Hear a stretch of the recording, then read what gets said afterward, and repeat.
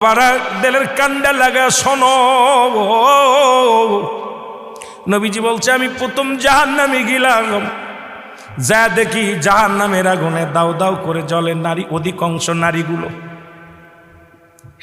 আল্লাহর নবী বলা আম্মা জান খাদিজাতুল কুবরা বলে, আল্লাহর নবী গো, কিসের কারণে জাহান্নামে এত নারী দেখলেন? অধিকাংশ নারী, আল্লাহু আকবার, অধিকাংশ নারীরা জাহান্নামী। আমার নবী বললেন ওই সমস্ত নারীরা স্বামীর লানতকারী। আমার বাবারা আজকে আলোচনাটা শুনবেন, সমাজ জাতি বাঁচানোর জন্য অনেক আলোচনার দরকার।